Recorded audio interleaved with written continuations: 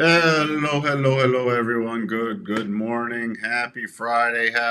Happy last trading day of the quarter. If I seem a little slower today, I did not get much sleep last night. One of the dogs was having an issue. So, thank you, Sterling. Already, see, all I have to do is I should start the live stream 30 minutes early and just let Sterling put in all the news. That way, I could just read it from Sterling. Thank you very much. Again, he's been putting in the PCE, personal income, personal spending. All the numbers were roughly in line this morning. Nothing out of line that would make anything shocking. Most of the moves today look like they're just end of quarter window dressing. Remember, all the funds report quarterly, so you can paint the tape nicely today. Uh, so I wouldn't read. I mean, man, we were oversold, and we're getting that nice bounce we're expecting. Wonder if Coco will pop in today. Happy Friday, Patrick. Good morning, Tony. Hey, Christoph. I didn't disagree with this one. That's not from Sterling, but the Fed's. That's from the report here. I think the Fed, unless this market like drops 40-50%, I think the Fed will stick with it longer than people think next year. Now, I'm not saying they have to hike again, but I think they'll stick with the current rate. And I think we could get some shocks next month with the September PCE numbers. SMH, remind me, maybe we can take a look at the double top. And again, don't overread today's price action since it's end of quarter. Okay, home builders. What is this? Oh boy, we'll have to read that later. Good morning, Jacob. Hey, Mike, I am blurry. I am blurry. What is going on? Mike is boy. Mike is really blurry. Huh. Let me see here. Let me see if all the cameras are blurry. Oh boy. Hold on one second. Mike is blurry. Thank you for pointing that out. Let's see here. I'm still here. Maybe not. How's this? Nothing a little reboot can't fix of a camera. If it's slightly off, I'm sorry. I'll have to adjust that later. But thank you for pointing that out. Bourbon in my coffee. No, it's fixed now. Thank you again. If it's sound or video issues, just point it out for me. I'm not always paying attention to what the stream is looking like. I'm more paying attention to what we need to get through. So thank you again for pointing that out. There is no bourbon in your coffee. It's not. Oh boy, I don't know. I don't know how I'd function as a trader or investor with bourbon in my coffee in the morning. That would be that would be that would be interesting. My live stream would probably be more interesting. Thank you, Chris. Thank you, Tony. Thank you, Patrick. All right, so you see everything, all the mega caps up, chips up. Everything's pretty much up unless you're looking at HCA, healthcare. HCA Healthcare not doing well this morning, but everything else up. You see all the sectors are strong today going into quarter end. The Fed watch, I did notice this earlier, even before Sterling put that in, but we had the June drop back down to the May. The first cut is not in June anymore, it's in May. So that's the only thing that's changed. Fear and greed still in fear mode. Nike was a beat on EPS, a miss on revenue, and a decent gap up. I'm sort of shocked at the gap size, actually, the gap up. After coming in close to that cluster of 87.5, so I'll be watching still for another potential rollover in Nike after it gets through its earning gap. Good morning, Vertical Dimension, or Amit. I thought it was my work. No, it's not. It was not your work computer. Curious on solar inverter names as they have been a long-term downtrend, possible reversal. Oh, you want me to talk about the charts instead of the actual companies and what solar inverters I have? You want me to look at the charts? Well, there's one of them. Enphase. I run the Enphase microinverters. So Uh, just a little side note, which I've said before. All right, we have the flagging channel pattern. We have the really nice channel pattern. Remember, we're coming back. We had cycle bottoms. It actually took a while for the move to start kicking in. Overall weakness, finally a return to the daily rotation zone. If it continues, I mean, the next key area today I'm watching is about 43.82. Then above there, 43.97 to 4,400. 43.97 is a 37.5% harmonic, and right around this low from mid-August, which is pretty key. I don't normally pay attention to lows as much as closes, but that's a very strong bottom, just as I will pay attention to when we take out the low from the 27th of September from this last Wednesday. Those are going to be two key lows I'm watching. Other than that, let's take a look at the little shorter term for key support. We're coming to the end of an advanced clear path move a little higher, right around this 43.82. On any pullback, first key level supports about 43.57, and then we're looking about 43.41 and then 43.30. So those would be the downside areas, but we should somewhat stick unless, I mean, we have consumer sentiment out. I skipped over that. I skipped over what was coming out. What was I thinking? We got Chicago PMI, very minor, expected to still be in contraction. We have Michigan consumer sentiment and inflation expectations coming out 30 minutes after the cash open. And then that's it for the day besides Williams speaking. So that is it. That's the only other thing, the possible shift at 9 a.m. Otherwise, end of quarter is going to trump everything the day, though, especially with PCE being in line to slightly better. The NASDAQ, now I have to put on the most recent retracements and take a look at this. Let's see where this is telling us. Let me just get a slightly different color going here. This is beautiful. Next key level, about 15,050. 15,060. We got an emotional close back from the 24th of August there, this emotional close on the big sell-off day. We're coming into a that's also a significant level, and the 37.5% harmonic from this last little sell-off. Above there, the next key area would be 15,175 to about 15,221. So those are the key levels on a pullback. This 14,950 area, 14,950. You see it all in here. We broke through it with the European session today. Pulled back, tried to pull back, and it's now become confirmed support. So then again, that's 14,940, 14,950, and then the next major level of support is 14,881. What else am I missing here? Can't believe that 10% gap up on the Nike report. Yeah, it's insane. It's insane, especially with a revenue beat. You know, EPS can be so massaged, but revenue is revenue. And I'm not going to go rushing to buy a company that, you know, we could be rolling into a recession that has a miss on revenue, an EPS beat, and then try to bid it up 10% higher. But that's still the kind of market we're in. The Dow, again, everything's in this channel flagging pattern. You'll see it on all of these. The Dow, the next key area is about 34,177 to 34,2. Key support coming in about 33,960. Not much else to talk about there. Just checking this out on the daily. Closing in, yeah, this 34.2 is right at the daily rotation zone. So I'm just seeing, the only thing shocking to me would be if we really break these. I'm going to bump this channel. Oops, not that. That was a properly drawn channel until I screwed it up. I'm going to bump this higher going in, and let's see the retracement here. Let's see the retracement. The only thing that would really shock me is if we broke the bottom end of this channel going into quarter end. That would be the only thing that would really shock me.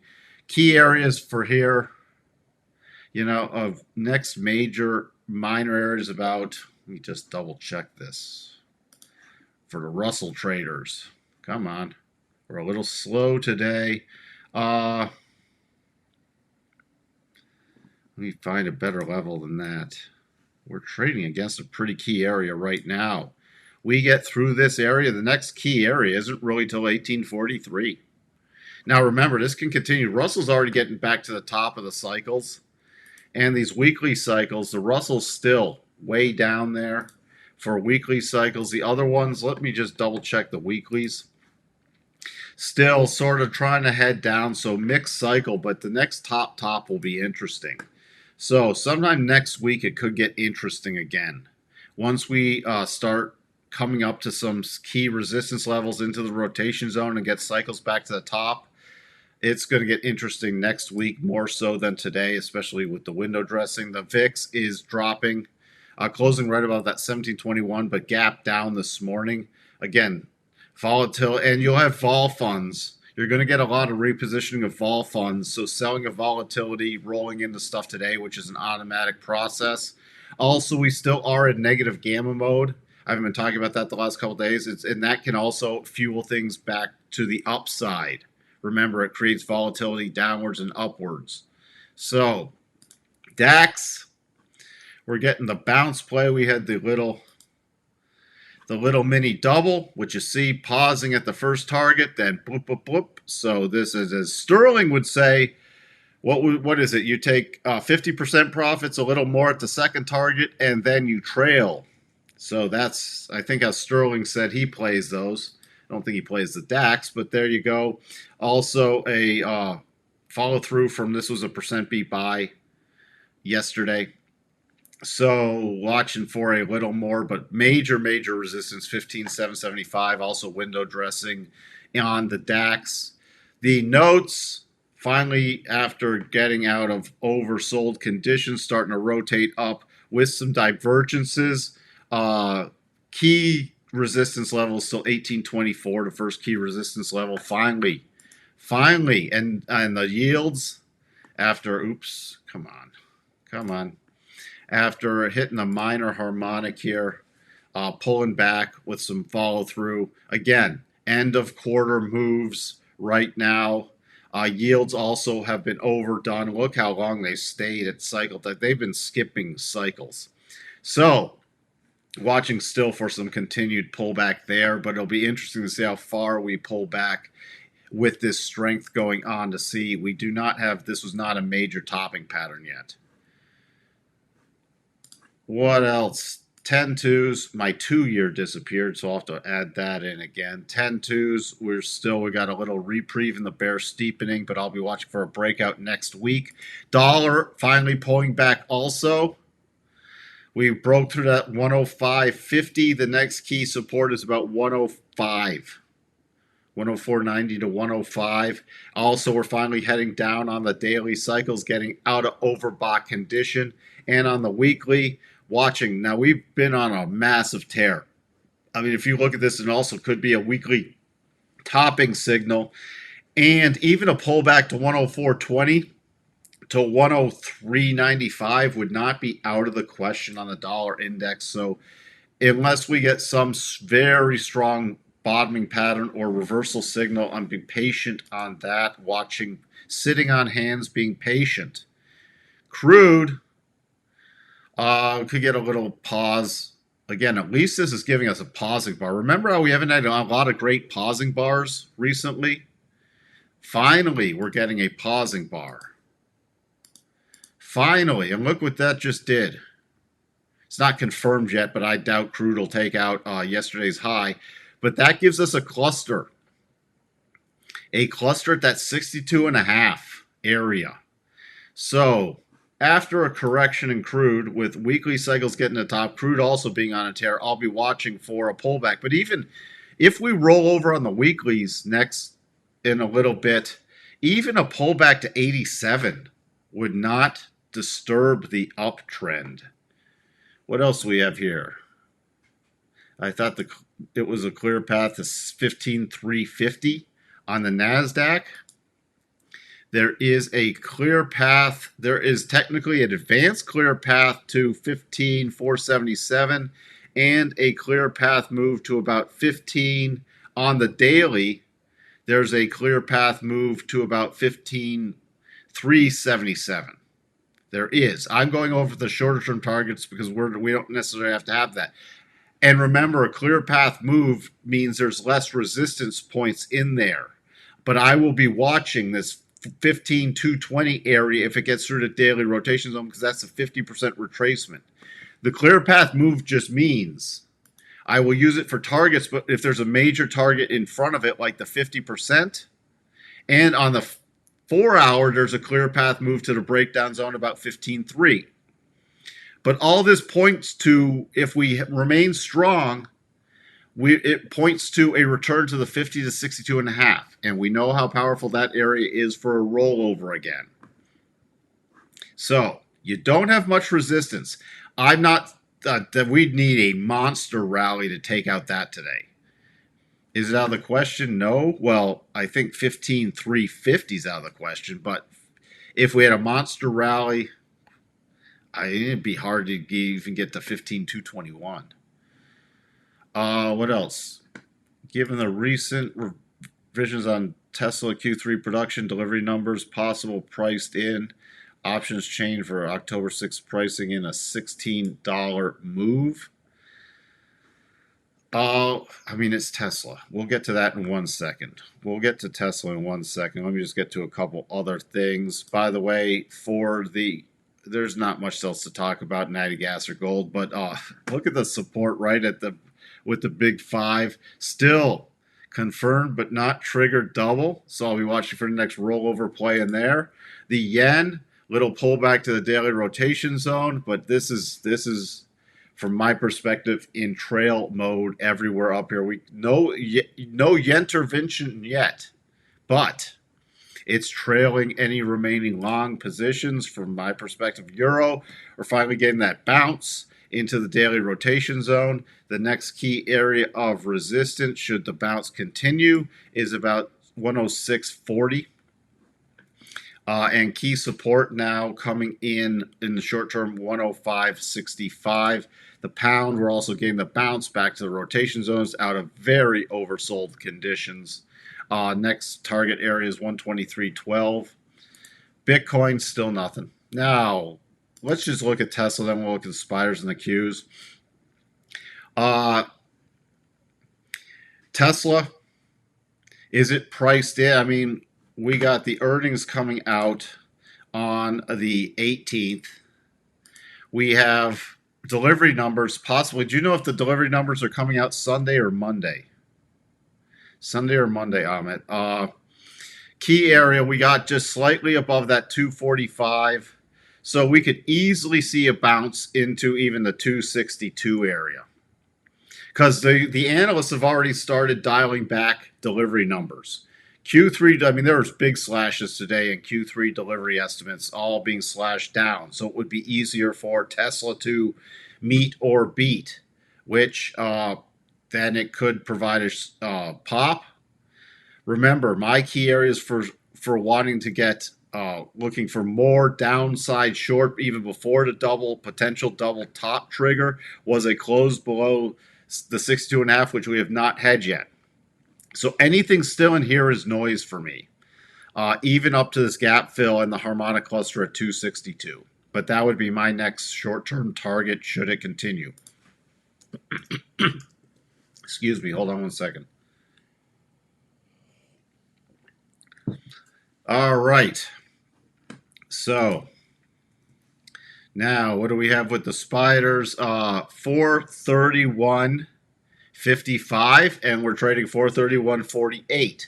On any rollover play, yesterday's high 430.25. Then if we really roll over again, it'd be 428.52. Beyond there, got to go to the shorter term chart and see what we have with this pause.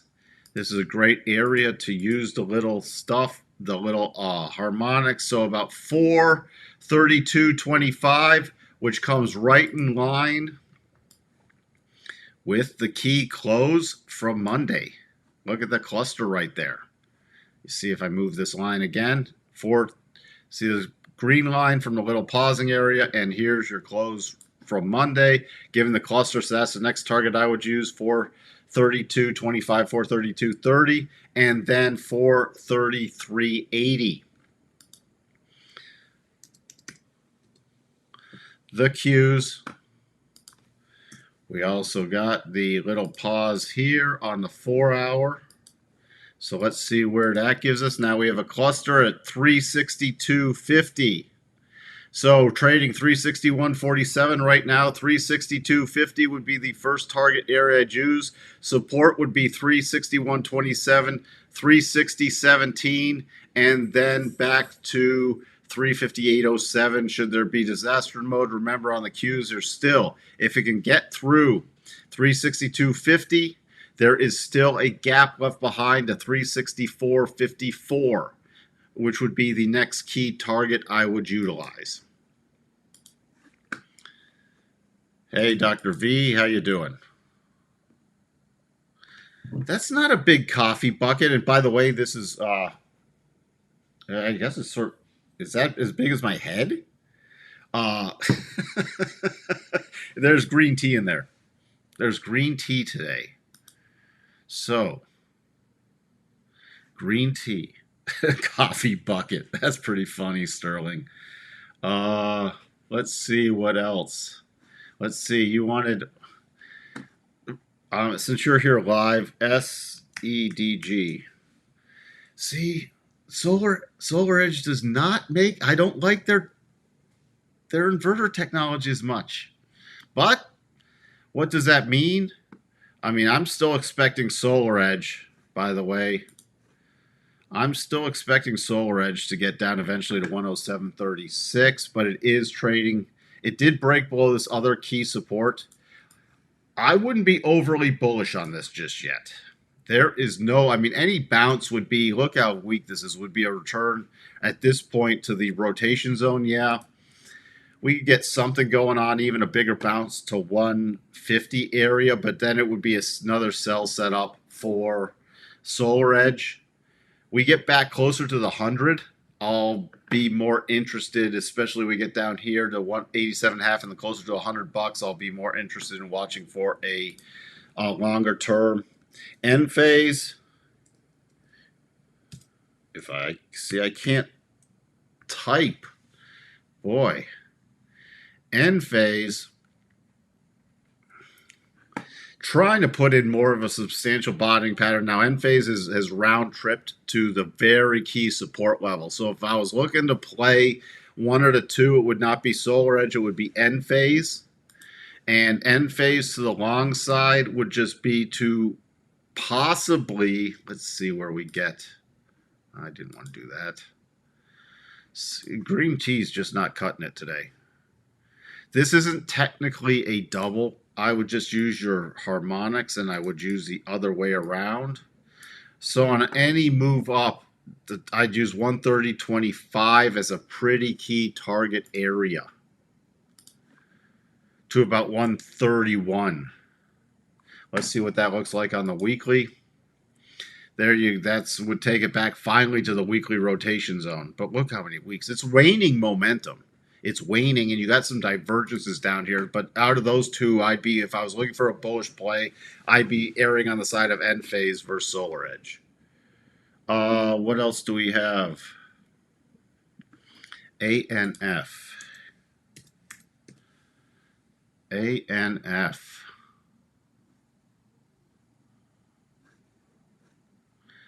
ANF has closed above the 62.5 retracement on the weekly high from July.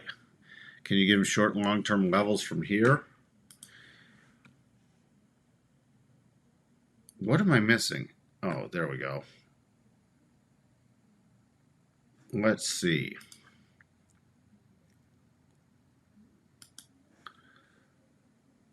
I didn't even know Abercrombie Fitch still existed. It did close above the 62.5. Did I get it on the wrong levels? On my weeklies, it didn't close. Let's see. Oh, I would use. Don't do this one, Sterling. Do the one from '07. These are too high. Do from '07. So you're trading against the 62.5 right now. Don't use the 11. Use the '07 high. It's more significant. So you're trading against that. But above that, the next targets would be 66 roughly. And let's just see. I just want to check a couple things. What's more handy is if you don't, just to see, like, you give me a chart. This is the kind of analysis I will do, and I didn't have any analysis in it. So 54.16 is where we found some minor. We pulled back to the weekly rotation zone. We break above this 56.39, and close above there, which, oh, did we? Did it just update? It just updated. Sorry, you are correct. Why did that update? Oh, it's not the weekly. Hold on. We didn't close above on the daily yet. The weekly still, we have to see how this week closes out. But if this closes above 56.39, then it will be a weekly close. And since it's such a long-term chart, I'd want to use a weekly close. 59.36 would be the next target area than 66.18. The major support, you can see it now. The major support is 46. You break back below 46 would not be good because it topped out there June and November of 21. So that should be it. It finally broke through with a pretty emotional candle. On August, rotation zone back up, but that would also violate the key support. Minor support is this 49.75 to 50. But then if it broke back below 46, would not want to be a player in the long side. So there you go.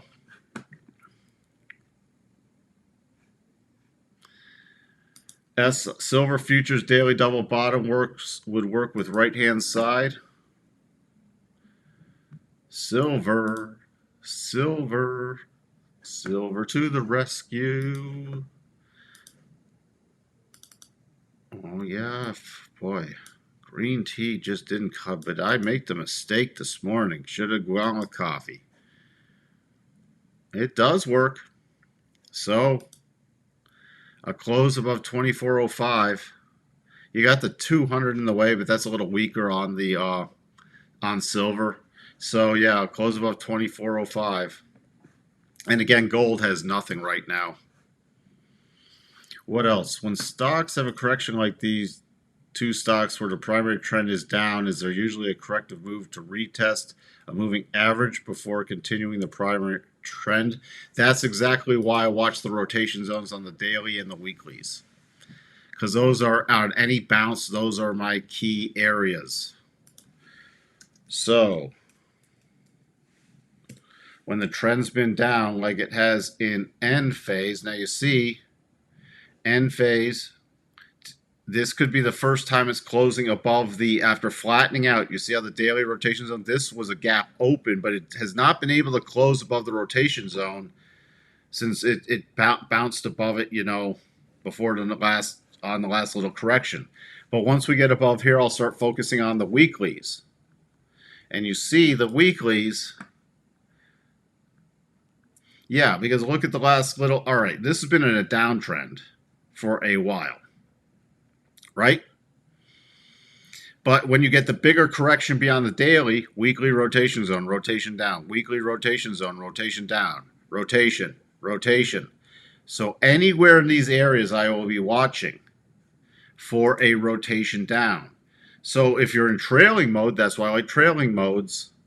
Even 150 would be as far as I could see that thing run in the short term.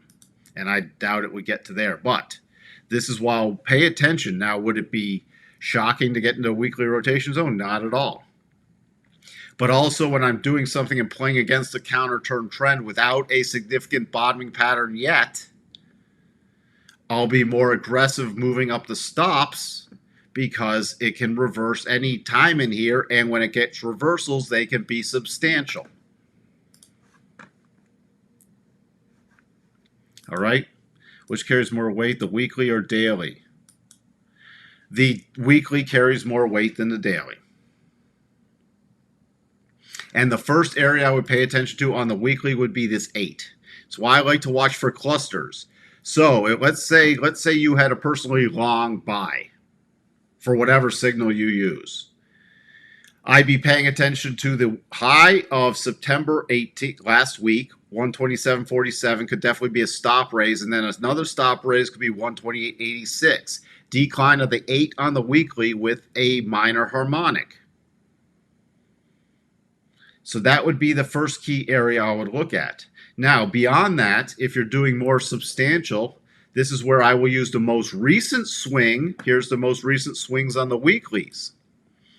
What would be the next key area? Because it's into a clear path move up here on the weekly. So I will use other short-term harmonics that develop, but my next, let's say it gets through this 130 area, 131. 135.32 area would be my next area I'd be watching for a potential topping pattern because it's in the weekly rotation zone. And I'd fine-tune that with other daily harmonics. And then the next area I'd be watching for a cluster, remember it's 87.5 from the prior sell-off. Let me take that off just not to confuse anything. The next area would be 144.80, 145 area. And I would fine-tune that with the shorter term charts. But this gives me areas to look for, and at least if I'm trying to play for a bigger bounce, areas to either use for targets or for raising stops.